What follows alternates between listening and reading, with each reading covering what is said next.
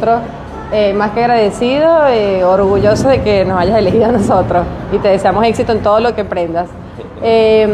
Bueno, para resumir un poco la historia,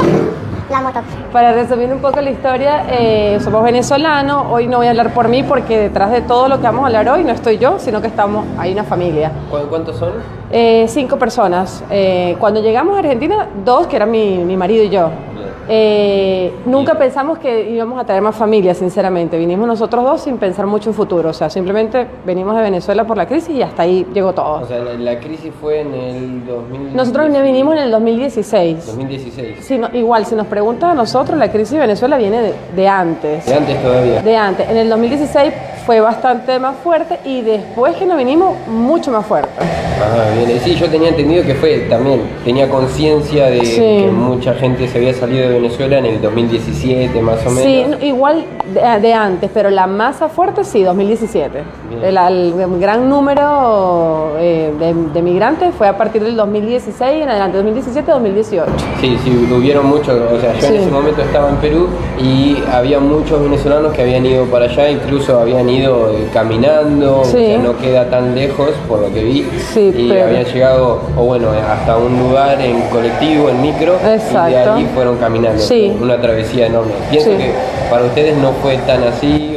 Nosotros tuvimos, como hablábamos ahora antes de comenzar, tuvimos la suerte de que todavía en el 2016 teníamos las posibilidades de salir en un avión directo desde Caracas, aunque no somos de Caracas, pero bueno, desde Caracas hasta Buenos Aires, y también la suerte de que en Argentina, que por eso fue un destino que elegimos, teníamos familiares argentinos. O sea, nacieron en Venezuela y se vinieron acá. No, lo que pasa es que a pesar de que yo soy venezolana, mis padres son uruguayos. Entonces, parte de esa familia uruguaya que también emigró hace 40 años, algunos se fueron para Venezuela, como mis padres, y otros se vinieron para Argentina. Esos uruguayos que hoy en día prácticamente están argentinizados, nos recibieron acá, y sus hijos que hoy en día son argentinos. Yo tengo la suerte de tener primos argentinos. Bueno, entonces, ¿siempre tuviste contacto con ellos? Claro, y nos recibieron, o sea, fueron la persona que nos dieron la primera mano. Entonces te digo... Ellos estuvieron allá en Buenos Aires. En Buenos Aires, están todavía allá.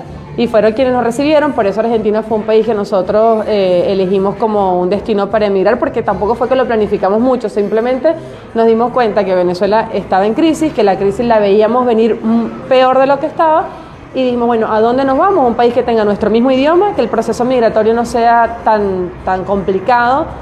Es decir, aquí nosotros llegábamos, presentábamos nada más 2 documentos, que eran los antecedentes penales de Venezuela y los antecedentes penales argentinos, y prácticamente ya estabas documentado. Entonces, hay mucha gente que lo desconoce. Sí, para todos los que son extranjeros, eso es lo único que pide Argentina. Es interesante porque hay mucha gente extranjera. Por ahí en Mar del Plata se vio recién la parte de Venezuela, cuando pasó eso, se vio eso acá. Pero en Buenos Aires sé que hay mucha gente extranjera y eso es algo bueno, pienso yo, tener diversidad. No, la verdad que Argentina, en cuanto al proceso migratorio, facilita mucho la llegada y la estadía a los extranjeros. Pero bueno, para resumir un poco nuestra llegada, llegamos a Buenos Aires. Dijiste que viniste en avión, así que no tuviste ningún problema. No, gracias. No fue tan complicado, más que el proceso emocional, pues, de uno desprenderse de lo que está dejando.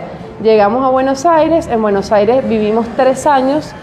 En esos 3 años nosotros, mi marido y yo, estuvimos trabajando de cualquier cosa, o sea, delivery, cuidar niños, restaurantes, tienda de todo, pero bueno, siempre con el ánimo de ir mejorando, ir recuperando todo lo que sentíamos que habíamos perdido en Venezuela, las oportunidades que creíamos que habíamos dejado. ¿Ya tenían trabajo, tenían un emprendimiento así como Sí, las dos cosas. Yo en mi caso personal tenía trabajo de mi profesión porque soy abogada y trabajaba en el Poder Judicial. Y en el caso de Osvaldo tenía un emprendimiento, entre comillas, porque era tipo un buffet dentro de un colegio.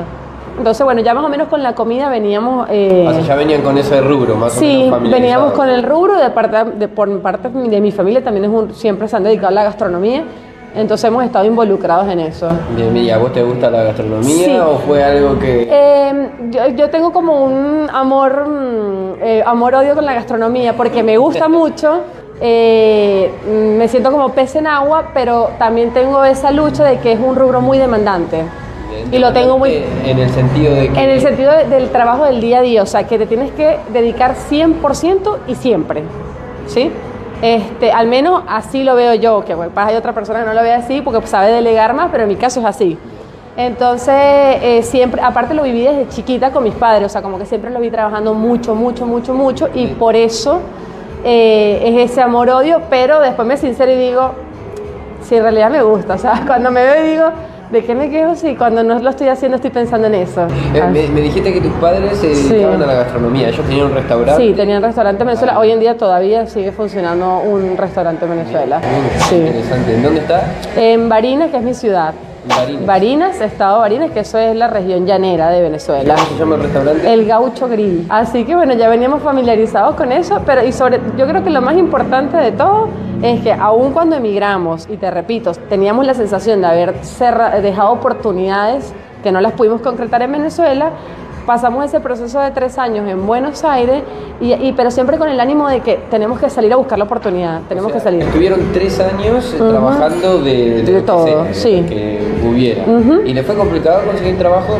Al principio sí porque obviamente el perfil que teníamos no encajaba en los lugares donde íbamos, o sea, para un gastronómico, un comerciante de Buenos Aires, le era raro en ese momento que apenas estaba llegando la migración venezolana. O sea, ya no era tan común. No, ya había venezolanos, pero no tanto como ahora, y le era raro tener que recibir un currículum de una persona que es abogada y que quería estar en la bacha. Y por ahí encima extranjero, ¿verdad? Exacto, entonces era como, ¿qué hace acá? Y nos dimos, alguien que no recuerdo ahora quién fue, nos dijo, ustedes están cometiendo un error, están colocando el currículum como muy real, y yo creo que lo importante es que sean más honestos con la persona a la que vayan a buscar trabajo y le digan cuáles son sus necesidades, y realmente fue así. Yo creo que valió más que el papel, valió es comunicarte con el encargado, el dueño, y decirle, mira, estoy buscando trabajo por esto. ¿Pensás que de esa manera el que te va a contratar, o el que por lo menos el que te hace la entrevista, por ahí siente un poquito más de empatía? Sí, porque, y es comprensible, le estás contando algo que desconoces, que no es fácil entenderlo, que era algo nuevo para toda Latinoamérica lo que estaba pasando en Venezuela, era como, realmente es así. Pienso que ahora el mundo, bueno, ahora tenemos la noticia de los talibanes y todo lo que está pasando en Afganistán, el mundo está bastante loco. Sí. Y bueno, ¿cuál fue tu primer trabajo allá? Cuidando 2 niñas, 2 hermanitas. Sí, nunca me voy a olvidar porque, viste, cuando llegas a un lugar y no te imaginas qué vas a hacer, y bueno, por cosas de la vida me ofrecieron esa oportunidad. Era muy fácil, era ir a buscarlas al jardín, llevarlas hasta su casa y cuidarlas por 3 horas hasta que llegaran sus padres. Igual es muy loco porque es lo que te digo, nunca en mi vida ni siquiera tenía un sobrino en ese momento en Venezuela, nunca tuve a cargo a niños, tampoco, ni planes tampoco, así que... Por ahí venía. Por ahí venía todo, claro. Fue un entrenamiento previo. Sí, creo yo, no sé, el destino me estaba diciendo algo. Estuviste allá 3 años, ¿de ahí te viniste para acá con la decisión ya de tener un trabajo, o cómo fue esa decisión? En realidad sí, en principio veníamos dispuestos a Mar del Plata, después de haber pasado 3 años bajo dependencia, venir a Mar del Plata e independizarnos, pero también siendo honestos con nosotros mismos, dijimos, bueno, no vamos a tener las expectativas tan altas, si bien vamos con el ánimo, vamos a ver qué nos ofrece Mar del Plata y qué nos encontramos. Si hay que volver a buscar trabajo como lo hicimos, volver a caminar las calles para buscar un empleo, lo vamos a hacer. O sea, lo que les motivó a ustedes era venir y ya dejar de depender de un trabajo. Ese era el propósito. Ese era el propósito, y en realidad lo que más nos entusiasmó, que se decía o se dice de Mar del Plata que las temporadas son muy buenas y que si tú las sabes aprovechar, al menos en esos 2 meses, puedes como dar un giro para iniciar con algo. Entonces la idea era venir en el verano y hacer algo informal. O sea, ir bien rápido. Algo informal. De hecho, vinimos justamente a hacer el trámite de cómo se hace en Mar del Plata para trabajar de manera, en venta informal, pero con permiso en la playa. ¿Y fue complicado? ¿Así empezaron? Así comenzamos, diciendo, ¿cómo hago para vender jugos? Así, literal. ¿Cómo hacemos para vender jugos en la playa? Y las personas nos dijeron, ahí se fueron abriendo las puertas, pero ¿quiénes son ustedes? ¿Qué quieren ofrecer? ¿Por qué quieren ofrecer jugos? Y cuando empezamos a ver que la gente tiene una apertura, porque el marplatense tiene mucha apertura, por lo menos con los venezolanos, nos dijeron, bueno, un buen dato. Sí, chicos, sí, las cosas son así, pero también no hay otra forma. Hay que llamar a fulanito que alquila un local en tal lado, a ver qué. Y así se empezó a abrir todo, y cuando nos dimos cuenta teníamos todas las herramientas para comenzar a vender algo más que un jugo. Claro, nunca llegamos a vender los jugos porque nos saltamos el paso, claro. O sea, no alcanzaron a hacer eso más que en un local. Exactamente. O sea, tuvimos la oportunidad de directamente entrar a un local, y obviamente si ya teníamos la oportunidad de un local, había que aprovecharla y mostrar mucho más que un jugo. Y ahí fue cuando, igual nosotros, me salté algo muy importante, que en Buenos Aires, paralelo a nuestros trabajos, desde nuestra casa ofrecíamos comida venezolana. ¿Por qué? Porque durante esos 3 años, el último año, llegaron mis suegros a Buenos Aires, y ahí empezamos a trabajar como familia con comida. Entonces la idea era trasladarnos a un lugar más tranquilo para continuar ese emprendimiento de comida. En realidad ustedes cocinaban en el departamento y hacían delivery. Vendíamos por las plataformas de venta de delivery. Y como empezamos a notar que en mismo Buenos Aires, que hay tanta competencia y tanta gente, teníamos muy buena receptividad sobre nuestra comida, dijimos, bueno, por acá es el camino. Y como emprendimiento familiar, que lo necesitábamos, porque ya no era pensar solo en nosotros dos como pareja, sino en pensar en una familia, porque ya habían llegado mis suegros. Claro. Entonces dijimos, ¿qué hacemos como emprendimiento familiar y dónde lo hacemos? Y ahí surgió Mar de Plata. Eso es algo muy, muy interesante, que por ahí no todos tenemos el concepto de hacer algo como familia, algo bien unidos, y es interesante ver cómo creció ahora toda esa idea. Tenía una pregunta en mente.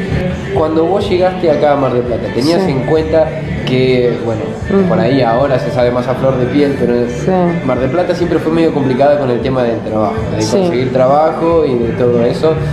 ¿Venías con eso en mente? ¿Ya lo sabías? Sí, porque muchas personas nos dijeron que no era un buen destino para ir a vivir. O sea, tenía las dos partes. Muchos te decían que era una muy buena temporada. Y otros que me decían que nada que ver. Entonces, ahí es cuando uno elige con qué quedarse. Nosotros elegimos escuchar a los que nos decían que sí, porque eso nos iba a ayudar a encontrar lo que buscábamos. Más allá de si algunos tienen razón o no, es seguir el camino de lo que tú quieres escuchar y lo que tú quieres creer. Bueno, ahí tenemos el famoso dicho de si no arriesgas, no Exactamente. ganas. Que no arriesga, no ganas. Tal cual. Nosotros con mi novia vinimos la primera vez acá. Fue una vez que estaba en la persiana media baja y nosotros preguntamos, porque bueno, yo estuve en Perú y mi novia en Ecuador, y preguntamos cómo estaban haciendo todo, y la verdad lo probamos por primera vez y fue muy rico. A nosotros nos gusta probar siempre comidas. Y como al principio ustedes tenían unas mesitas nomás, claro, y hoy ya tienen un montón de heladeras, mesas, está todo muy lindo a comparación de lo que ¿cuándo fue? Vamos a cumplir en septiembre 2 años. 2 años. Sí. De hecho, yo creo que ustedes, no sé si nos descubren por estar caminando por la vía o por Instagram, porque ya en el Instagram mostrábamos una que otra fotito, pero nada formal, porque si bien estábamos con todos los pasos para la habilitación y en teoría sí podíamos abrir, pero no teníamos lo que le llaman el cartón definitivo. Entonces, claro, uno con muchos miedos no se atreve como a... Pero bueno, teníamos ya más o menos todo armado, pero como bien lo dice, como muy informal, o sea, 2 o 3 mesitas, mientras ustedes se comieron su primera arepa, nosotros terminábamos de pintar la pared, martillazos. Me acuerdo que estaban haciendo la instalación eléctrica, pasando los cables y eso. Tal cual. Interesante. ¿Y cómo le fue? Porque eso fue hace 2 años, creo que arrancaron ustedes y no sé si pasó un par de meses. 6 meses, la pandemia. Y empezó la pandemia. Sí. ¿Y cómo fue ese impacto? ¿Cómo se lo tomaron? Bueno, al principio, como todo el mundo, con mucho nervio, con incertidumbre, porque evidentemente ninguno en el mundo sabíamos qué iba a pasar. Pero nada, confiando en que íbamos a poder salir de esto, así como uno pudo salir de Venezuela y pudo volver a trabajar, como uno pudo salir de Buenos Aires y pudo volver a Mar de Plata, venir a Mar de Plata y buscar una oportunidad, ¿por qué no? Y nada, tener paciencia. Incluso cerramos aproximadamente los primeros 15 días, que eran los 15 días que paralizaron el mundo, que no sabíamos qué habíamos a hacer, hasta que empezaron a salir las normativas, y dentro de las normativas se permitía a los restaurantes vender por delivery. Eso fue obviamente un respiro para nosotros, y con eso nos pudimos mantener hasta el día de hoy, que todavía seguimos... Es interesante esa parte, porque para mí yo lo veo que crecieron igual, a pesar de la pandemia y de todo. Yo sé que todas las estrategias que usaron vienen por una motivación de adentro, porque yo diría, y ha pasado con muchos negocios, por ahí la gastronomía es particular, sí, pero que se tiraron para abajo. ¿Cómo hicieron ustedes para mantenerse con ganas de seguir y de no rendirse? Claro, yo creo que primero lo que ayudó no fuimos nosotros, sino la gente.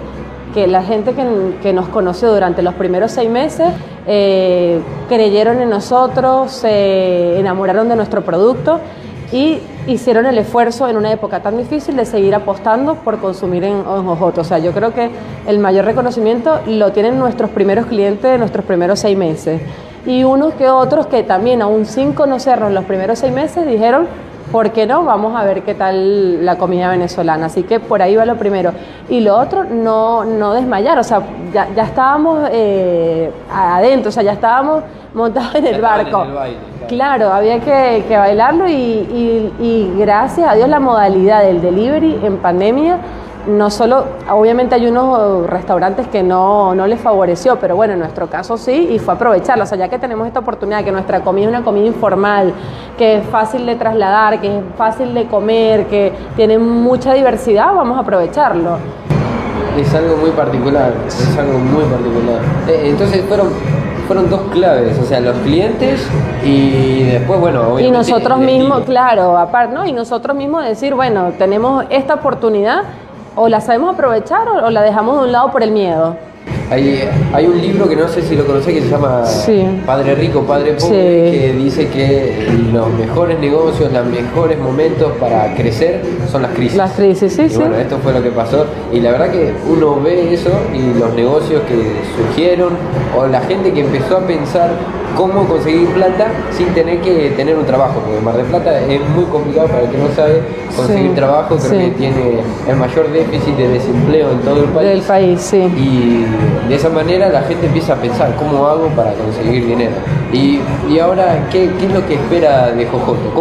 ¿Cómo tienen la visión ustedes a futuro? ¿Cómo se ven de acá? Bueno, una pregunta de acá a 5 años. Sí, bueno, la pregunta es difícil porque con lo que está pasando, nosotros lo que hemos aprendido es que si bien podemos estar organizados y aspirar muchas cosas, a veces con lo que se está viviendo en la planificación a largo plazo quedó ahí medio ahí porque no sabemos qué va a pasar con esta pandemia, o sea, si vamos a poder seguir superándola.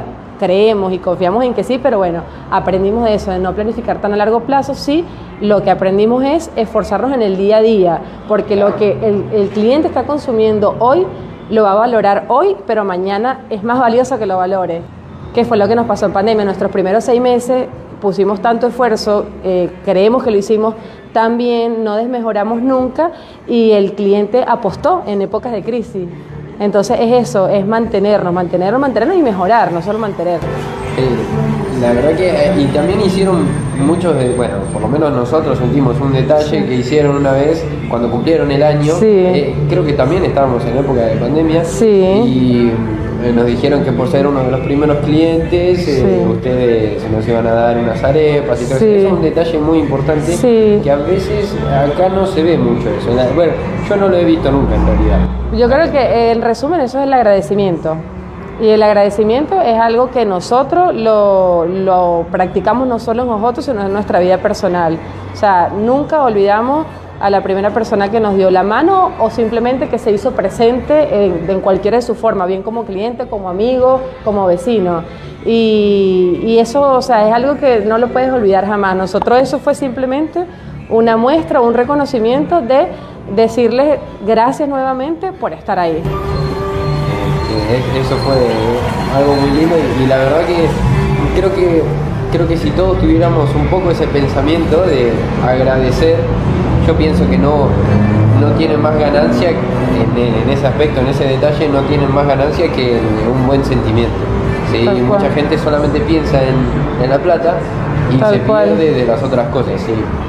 Si nosotros seguimos viniendo a Jojoto, qué sé yo, 1 o 2 veces por mes, primero porque nos gusta mucho la comida de acá y segundo también son por esos detalles, porque uno siente que se siente valorado, que agradece, y creo que si muchos aplicaran esto, que es sincero, sería muy favorable para muchos. Sí, tal cual, es que para nosotros tienen que ir de la mano, como te digo, o sea, no puede haber De hecho, siempre el propósito, ahora sí hablando como tal de Jojoto, es el cliente, no es un simple cliente, o sea, la idea de Jojoto es mantener una comunidad y no solo de venezolanos.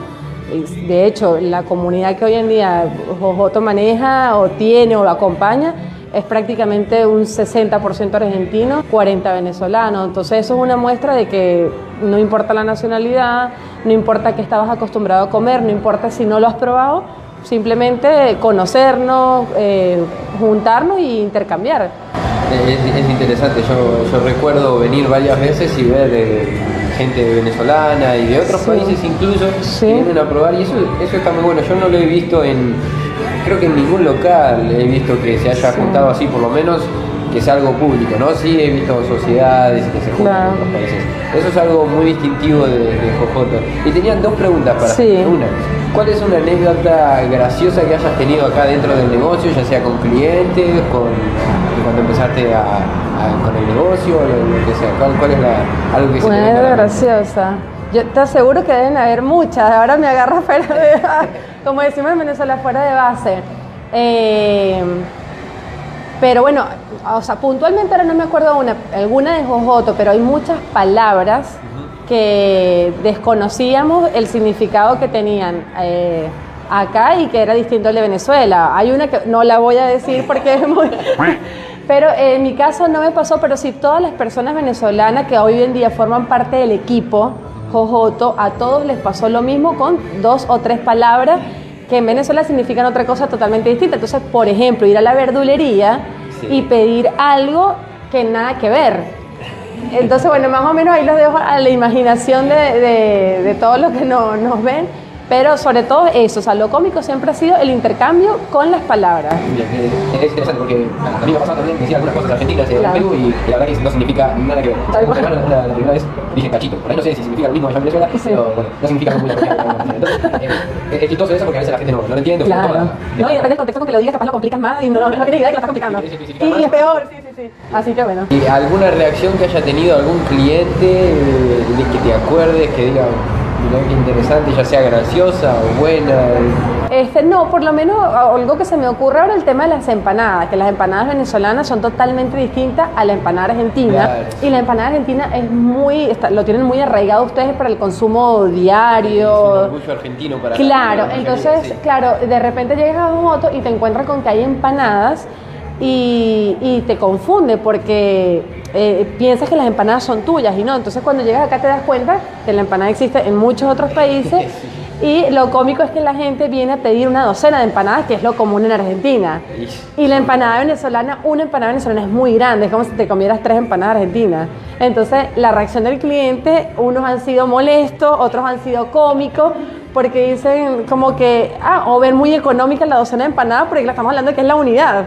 Entonces, después que les explicas, que les muestras, obviamente ya estamos hablando de otra cosa. Bien. Qué loco eso. Sí. Y le pasa a la mayoría de argentinos eso de que por ahí piensa que la comida de uno que es de acá solo existe acá y solo de esa manera. Si es de otra manera, no es, claro.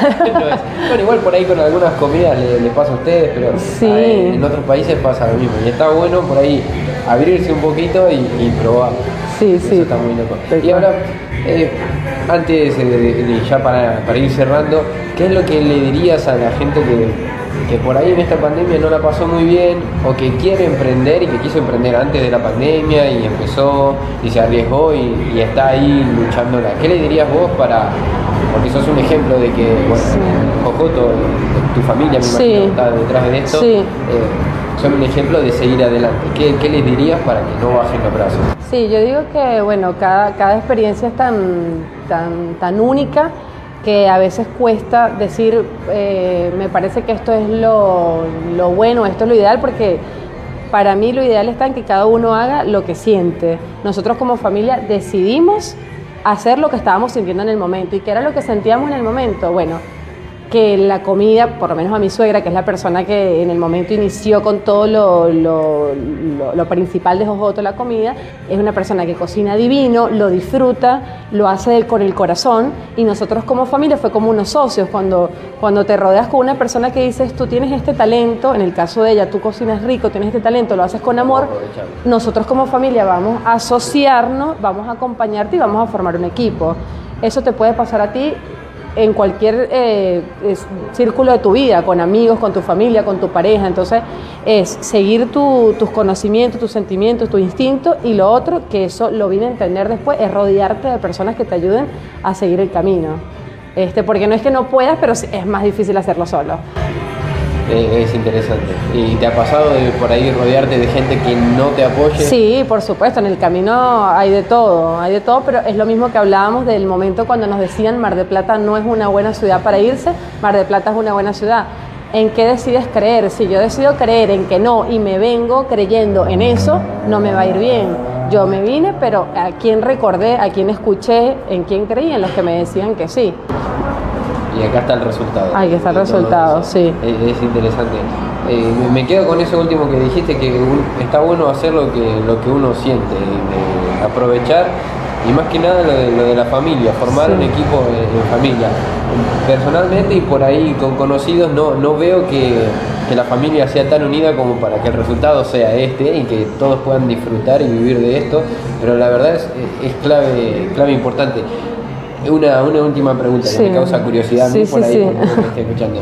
¿Ha pasado en la familia discordias o momentos? Sí, es lo que justamente te iba a decir, que no es fácil, porque evidentemente como familia tenemos más confianza para decirnos cosas, y a veces en el día a día podemos sobrepasarnos. Nosotros aparte nunca hemos trabajado como familia.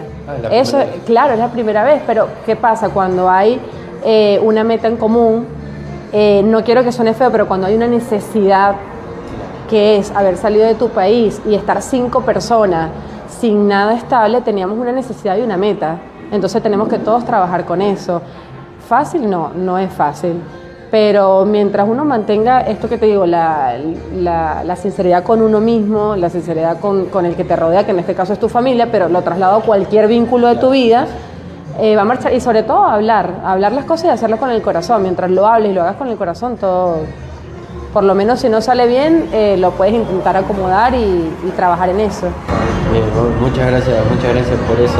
La verdad que son ejemplos como familia, como negocio, como gastronómicos, pienso yo, en uno de los primeros que yo he conocido en tener una gastronomía que es diferente a los demás y que no es algo tan sencillo, y más en Argentina.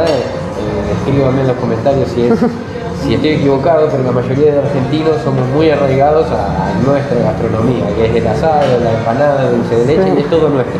Sí, de nadie más, no puede existir algo similar. Igual es divino, y está bien que se sientan orgullosos, porque eso también está bueno. Igual no importa, los que vienen con esa actitud, esa mente de que no voy a comer otra cosa más que asado, después que lleguen a Jojoto y sienten el olorcito, se les olvida, así que no hay problema.